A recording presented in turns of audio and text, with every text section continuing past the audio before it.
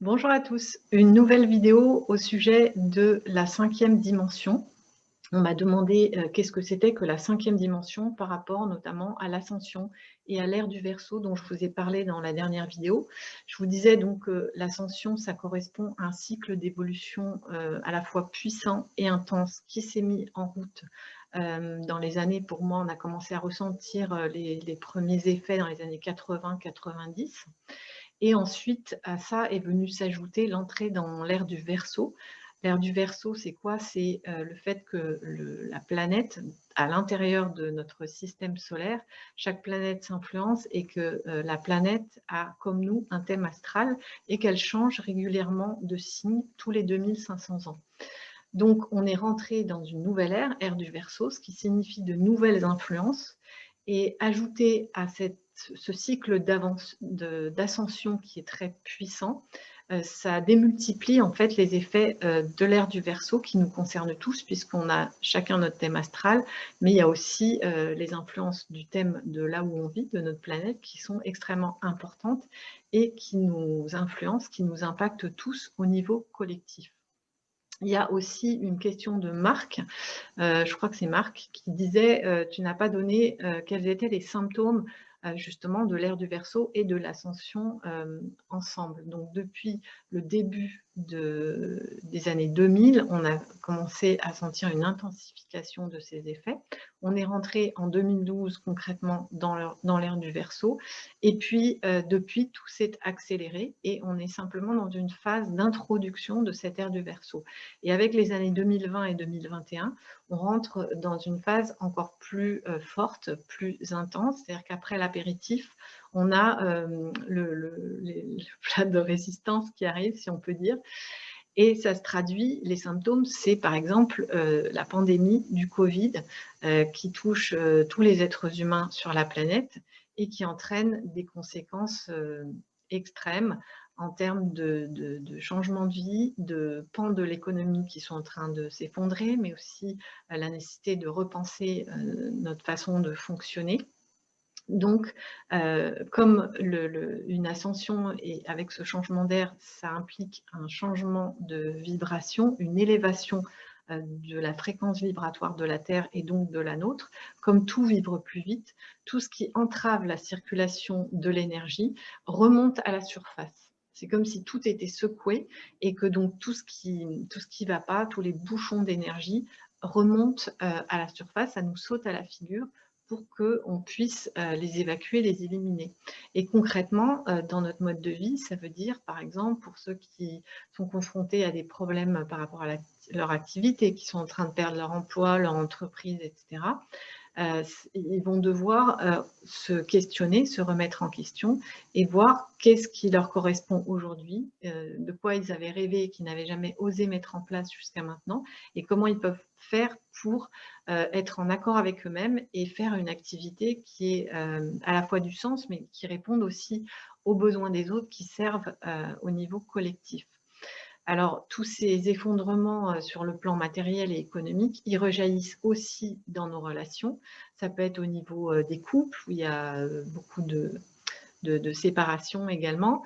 Et puis, dans nos relations familiales, amicales, etc. Ça touche en fait tous les domaines. Il y en a, ils sont impactés au niveau de la santé, pas seulement parce qu'ils ont Covid, mais ils peuvent avoir un autre problème de santé.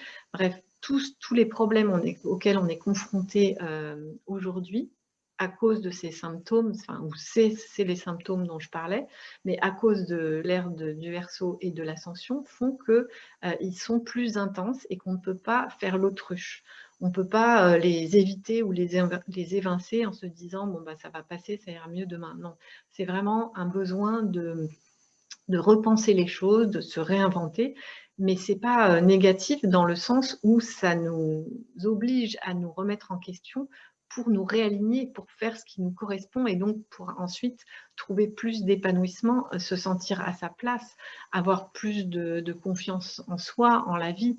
Et ça, c'est apporté par justement cette élévation du taux vibratoire qui, c'est comme si vous voulez, nous sommes des canaux d'énergie et plus l'énergie nous traverse, et nous traverse avec fluidité, avec un flux important, plus on va récupérer de conscience. Et cette conscience, elle nous amène à la fois plus d'intuition, donc une guidance personnelle qui est qui a plus d'acuité et qui est plus forte, à laquelle on peut faire confiance, et qui nous aide à faire des choix plus justes au quotidien, qui nous aide à prendre les bonnes décisions. Donc tout ça, cette élévation de la fréquence vibratoire, elle bouscule, elle dérange et elle est désagréable parce que ça fait remonter tout ce qui n'est pas juste, mais c'est pour du positif. Et donc, qu'est-ce que la 5e dimension par rapport à ça? Eh bien, c'est clairement un changement de palier de conscience qui est le même que cette histoire d'énergie que je vous disais par rapport à nous-mêmes en tant que canal d'énergie. On reçoit plus d'énergie parce que la Terre reçoit plus d'énergie, plus d'influence des autres planètes, et que tout ce qui n'est pas juste sur la Terre est en train d'être secoué pour être purifié, pour être nettoyé. Donc concrètement, une dimension, ça correspond à un niveau de conscience, et la première dimension, par exemple, c'est on a accès, on a une vision ou une conscience que d'un seul plan, c'est-à-dire un plan horizontal. La seconde dimension nous apporte la vision au niveau vertical. La troisième nous apporte la profondeur. Ensuite, la 4e nous amène encore un peu plus de largeur et de profondeur, etc. etc. Donc jusqu'à maintenant, on était dans des niveaux de conscience qui correspondaient à une 3e ou 4e dimension. Ça touchait tout le monde au niveau collectif, c'est un peu comme si c'était le plafond de conscience au niveau collectif.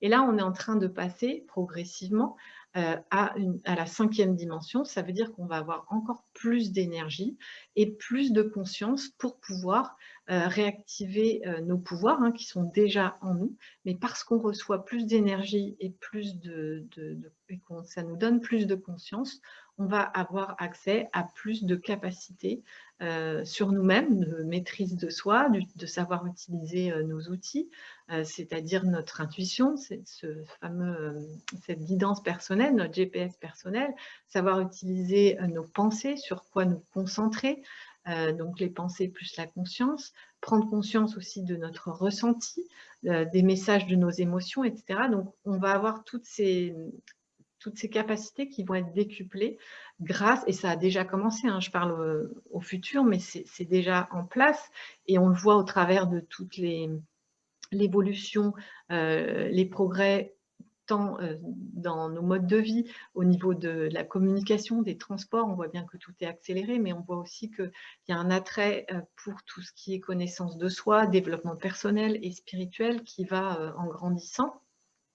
Et c'est Malraux qui avait dit, je crois, le 21e siècle sera spirituel ou ne sera pas. Mais c'est ça, c'est dans le sens de savoir aller à l'intérieur pour aller chercher ces ressources qui sont présentes en chacun et pouvoir les utiliser et savoir les utiliser. Donc, moi, c'est ce que je propose à la fois dans mes vidéos, mais aussi dans mon livre dont je vous ai parlé, qui s'appelle justement « Éveil et ascension ». Et l'éveil, c'est quoi? C'est la réalisation de soi par rapport à l'utilisation de ces capacités qui nous permettent d'arriver à la maîtrise de nous-mêmes. Donc, à force de cheminer, on arrive à un niveau de conscience qui nous permet de maîtriser tout ça, et c'est ce qu'on appelle l'éveil. Alors, donc, pour résumer, pour répondre à la question « Qu'est-ce que la 5e dimension ?» C'est ça, c'est le passage que l'on est en train de faire grâce aux influences que l'on reçoit au niveau de ce cycle ascensionnel qui est conjoint, qui correspond, qui arrive en même temps que l'ère du Verseau, et qui nous permet de recevoir toutes ces énergies, et ça se fait naturellement. Ce qui ne se fait pas naturellement, c'est les remises en question et les changements, les ajustements que l'on a tous à faire, puisque, comme je disais, tout ce qui n'est pas juste nous remonte à la figure. Ça veut dire que tout ce qui n'est pas, qui ne correspond plus à ce niveau de fréquence vibratoire aujourd'hui, à ce niveau de conscience, eh bien tout ça, ça doit être éliminé, laissé derrière nous, purifié, pour pouvoir passer à autre chose. Mais avant ça, il faut se poser la question de qu'est-ce que je veux vraiment, qui je suis, qu'est-ce que je peux faire et comment je peux partager toutes ces qualités, ces compétences, ces dons, ces talents, parce qu'on en a tous, au service des autres. Donc, je pense que, en fait, l'avenir, pour ceux qui doivent, par exemple, repenser leur activité aujourd'hui, c'est cet axe, c'est ce critère-là de se demander comment je peux servir les autres qui va leur permettre d'accélérer ce processus d'avancée ou de remise en marche dans leur vie. Alors, autre question qui est venue par rapport à la 5e dimension, c'est la 5G, qui est aussi, non pas un symptôme, mais un signe de cette évolution énergétique, puisque arrive au même moment que ce passage dans la 5e dimension, la capacité, la technologie pour augmenter la capacité énergétique de nos systèmes de communication, que ce soit Internet, nos ordinateurs ou le téléphone. Qu'est-ce que ça veut dire? Ça veut dire qu'au même moment, on a la technologie pour pouvoir accéder à plus d'énergie. Plus d'énergie, ça veut dire quoi? Plus de conscience. Et pour nos téléphones portables, ça se traduit par une capacité plus grande à recevoir l'énergie, ce qui nous permet d'avoir plus d'informations sur Internet. Ça veut dire qu'on peut télécharger plus de connaissances. On peut regarder des films en streaming, on peut communiquer plus vite, on peut télécharger davantage. Ben, en fait, c'est exactement ce qui se passe pour nous au niveau de notre conscience. On a un canal énergétique qui s'agrandit et une capacité de recevoir de l'information et de gérer de l'information qui est plus grande. Et la question, donc, c'était est-ce qu'il y avait une correspondance, une équivalence entre la 5e dimension et la 5G? Donc oui, c'est clair et net. Et puis, l'autre question, c'était est-ce qu'il y a un danger? Puisque c'est vrai qu'il y a beaucoup d'informations qui véhiculent de la peur en disant qu'il faut se protéger, que la 5G est nocive, etc. Et moi, j'ai un regard... je dirais que pour moi, à la fois, c'est vrai, les ondes sont nocives parce qu'on reçoit plus de choses qui nous traversent, mais on a aussi la possibilité de se protéger de ces ondes au travers de notre hygiène de vie, c'est-à-dire, moi, ça passe par la méditation, l'ancrage, le nettoyage énergétique, émotionnel, de façon à ne pas me charger davantage avec toutes ces ondes que l'on reçoit avec ces nouvelles technologies. Donc ça, c'est un premier point, c'est qu'on peut se protéger et que ça passe par notre propre hygiène de vie et de se nettoyer la tête au travers des activités qui nous passionnent, ces moments où on a l'impression que, enfin, c'est pas une impression, on ne pense plus à rien, on est concentré sur une chose. Et le fait d'être concentré sur faire de la pâtisserie, du jardinage ou toute autre passion, moi, ça passe aussi par l'écriture. Ben, pendant ce temps, ce fait de pouvoir me concentrer me permet de me reposer et de canaliser en fait mon énergie. Donc c'est pareil pour tout le monde, quelle que soit l'activité. Certaines personnes vont faire de la couture ou une activité physique, sportive, et ça leur permet de se vider la tête, de se vider le corps des mauvaises énergies.